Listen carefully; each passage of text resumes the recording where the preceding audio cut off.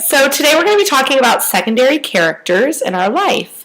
So I'm going to be teaching some more from this book. If you haven't ran out and got it yet, you have to. It's The Voice of Knowledge, and this book is so incredible to me. I've been teaching these concepts for over a year now, but the way that he explains it, I just think is so easy to digest that I love talking about it from this perspective. And it's actually really causing me to have some aha moments, even for myself, that I'm just blown away by this. But the reason I'm going to talk about secondary characters today is because the previous video we talked about creating a circle of influence. And the one thing I want to make sure people really hear that I'm saying is that we don't cut people out of our lives just because they don't fit with our new success plan. It's that we add people to a circle of influence. They're the people who we go to with our issues and problems and frustrations and bad days. They're people who we go to celebrate and get excited. And those are the people that we let us hold, accountability partners. We just hold ourselves accountable with these people. And I just got off an amazing coaching call, and we talked about this entire concept for almost an hour, and it was really incredible because one of the things that we were talking about is, and I experienced this a lot when I became a coach, is this idea of you're gonna, with your teammates and your business partners and even your clients and just your whole journey as an entrepreneur, you're gonna be wanting to celebrate a lot. You're gonna have to celebrate in order to keep the momentum in your business and to keep yourself excited about your business, because otherwise it's a lot of hard work and you don't, in your mind, without the celebration, you forget the milestones and the things that you achieved and the amazingness of it all. So it's really important. Every tiny thing you have to celebrate, so your mind remembers it, and you can draw upon those memories, and then it doesn't feel like, oh, it's just been a bunch of hard work for nothing. So we were talking about this concept of it's very hard when the people closest to us don't want to celebrate us the way that we believe that they should be celebrating us.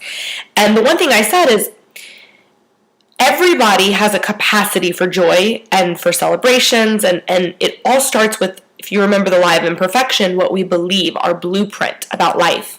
And so our ability to experience excitement even. So if you have met people that they're like, why are you so excited? It's so weird, or, oh, you guys have so much energy. I do not have that kind of energy.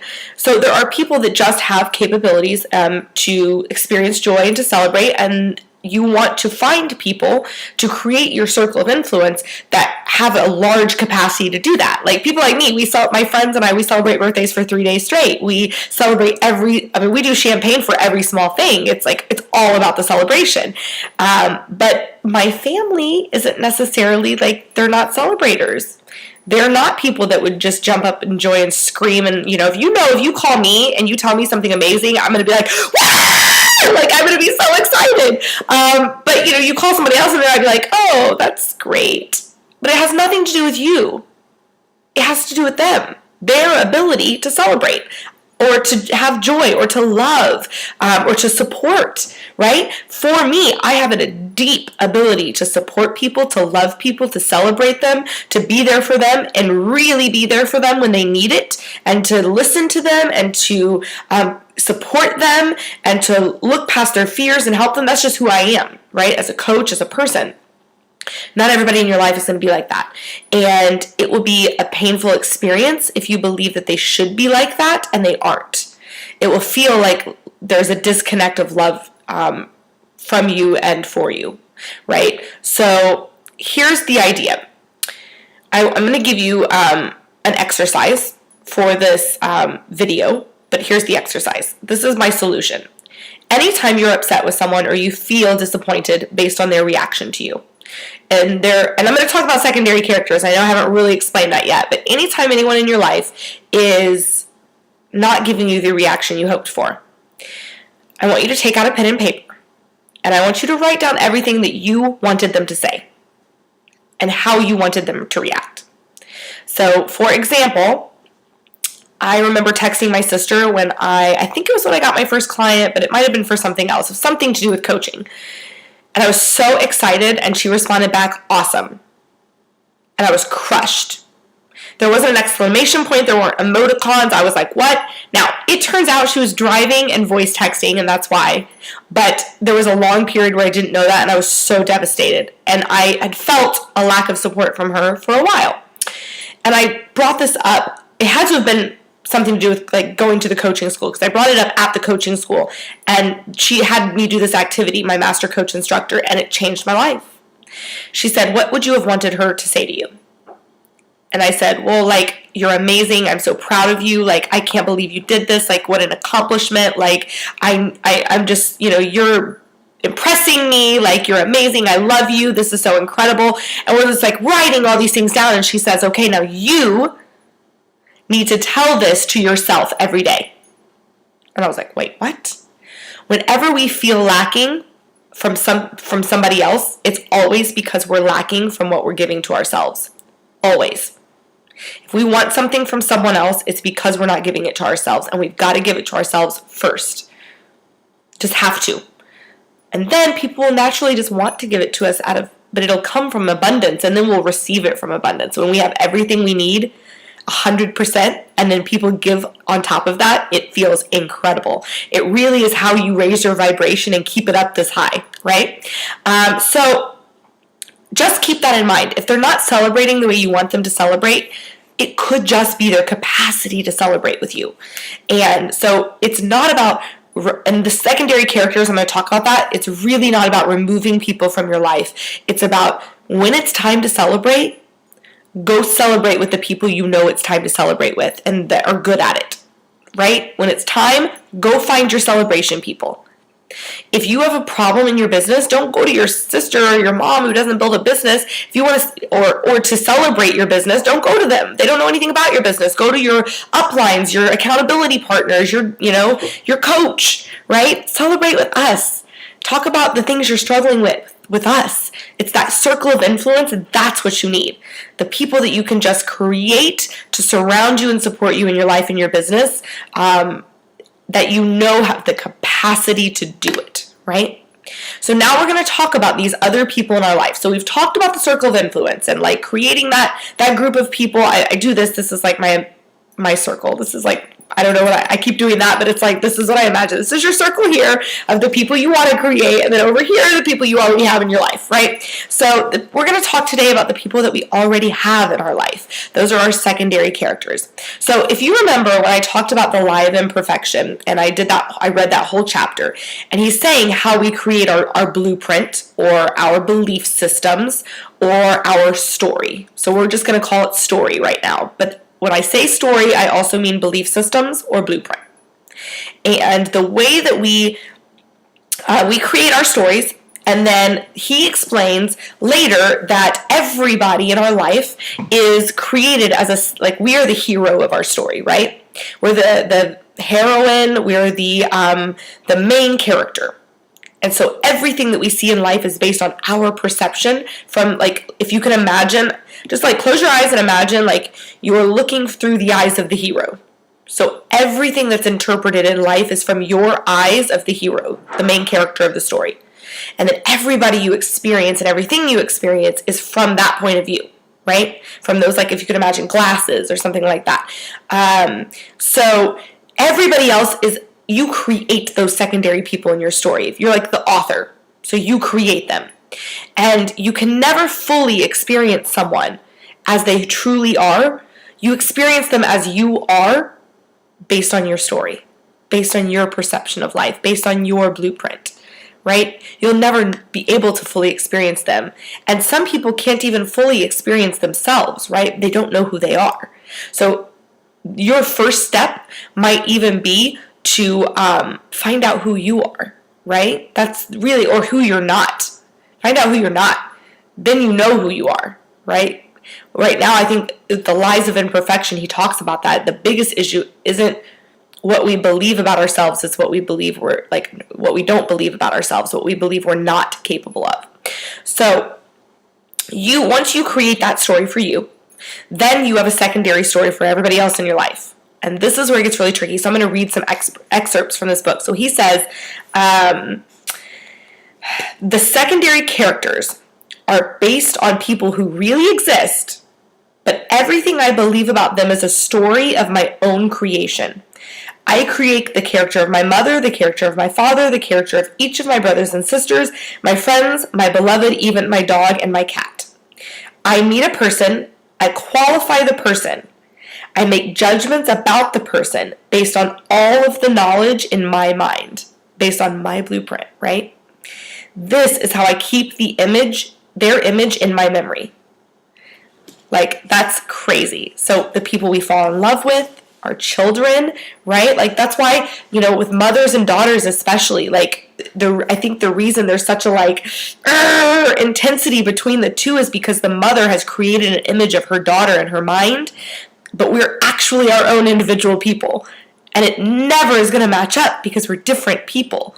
So her image will just never match up with ours. And the more we try, because we can't ever actually know what the image they have really truly is, and because they have developed such an intricate story, no matter how hard we try, we will never be able to match that story because it's their story being created in their mind. Right? So this goes really diving into if you struggle with wanting to please people or wanting to be accepted by people or wanting people's approval, this is really where it gets tricky because you can never get it. Truly. And if you do get it, it's not the truth of you anyways. It's just them saying, "Congratulations, you matched my story of who you should be." Woo! But it doesn't matter. It's just their story. It's not your story. So then he says, in my story, you are the secondary character who, in my creation, I interact with you. You project what you want me to believe about you, and I modify it depending on what I believe. So that's a whole nother level of tricky, right? Because we all have said we do this. We show up and we want people to like us, so we put on a persona of what we believe they will like about us. But we have no idea what their story is and what their perception will be. But then they experience us through their story of their blueprint and beliefs based on whatever we decided to show up as. So that's why I say we can never truly experience the other person. Now, that might seem scary, but what's beautiful is we have the power to create anyone the exact way we want them to be. That's why when I work with my clients, I'm able to see them as their highest self because I show up as my highest self. And I look at the world through the eyes of my story as the whole world is abundant and love, and we can create our lives and everybody is perfect and there is no imperfection. So that's how I see people and that's how I experience them, right? It's a whole nother level. Right? They don't need to be anything for me. They just are. And it's really cool. So then he says, this is where it really matters, especially when we're talking about rejection and especially with people in your life who you're thinking about, I want to create this circle of influence, this core 5 people who will really celebrate me and create success in my business and my life. And this is where it could start to feel like, well, I don't want to hang out with those other people who aren't supportive. But here's what I love. How could I take anything personally? Okay, it froze up a little bit and I didn't want you guys to miss anything. I have a Mac. I don't know why I have so many technical issues with my Mac. I'm a little disappointed. Anyways, it says, how can I take anything personally when I know that I am only a secondary character in their story? Whoa. So not only is everyone in our life just the secondary character to our story, but then flip it around. We're the secondary character of their story. So how they experience has nothing to do with us. It has to do with their story and their perception. So could they ever experience us through deep love and celebrate us and treat us the way that we should be treated and really love us abundantly if they aren't doing that for themselves? If that's not their story. It doesn't mean they don't love you. It doesn't mean that they don't that they shouldn't be in your life. It just means what's going on in their life. If they can't love and celebrate you and just be their highest selves with you, it doesn't have anything to do with you. It has to do with what is happening in their story, right? So that's like a whole nother level of compassion, but also a way to interact with people on a whole nother level. Because if they're not showing up as their highest self and they're, constantly complaining, it's like, or upset, or they're not good at celebrating, they're not good at loving, they're in fear a lot, whether it's your client or your siblings or your parents or even a spouse, it has nothing to do with you. And if you can release that, it will release a lot of that need for self-validation through other people. Because you can't count on people to validate you if you don't even know if they're validating themselves, and most likely they're probably not. So if they're not giving it to themselves, they can't give it to you. Now, if you flip that back around, it goes back to the activity I said, you've got to give it to you so that you can give it to other people. Because if you're not giving it to you, you can't give it to other people. And we've even talked about this when it comes to when I've said really love yourself and treat yourself and put yourself first. And people are like, oh, I can't do that. There's no way. Sorry, I'm trying to keep my head above that light. But they're like, there's no way. I can't do that. I have to, I'm already not showing up as a great mother. I'm already not showing up the way I want to as a wife. I'm already not showing up the way I want to at work. But everything in our outer life is a reflection of our inner world, right? And the way that we interact with our secondary characters is how we interact with ourselves. That's how it works. So in order to show up the right way in everything you want in your life, and in order to be the best version you can be for your secondary characters, the hero has to be in control. You have to show up for yourself the way you want that you want other people to show up for you. It's got to start with you. So the homework or the activity for this week is to really start creating through journaling, through just jotting it down, or even just saying in your mind the things you want other people to say to you. For me, my list was, you're amazing, you're beautiful, I'm so impressed, I can't believe it, you're really going for it, I'm so proud of you, I love you so much, this is so exciting.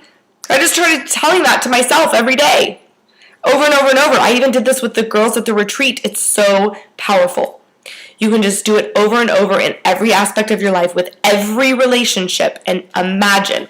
Remember I talked about 52 weeks in the year? Imagine if you did this even once a week for 52 weeks, but what if you chose one person a week for 52 weeks? What if you did this every day, every week for 52 weeks, 365 days? Imagine where your life would be. Because I know where my life is now, and I did it little by little by little by little. So I want that for you guys too. So I hope this was helpful. I love you so much. And if you have not gotten this book, I highly recommend it. Have a great day. Bye.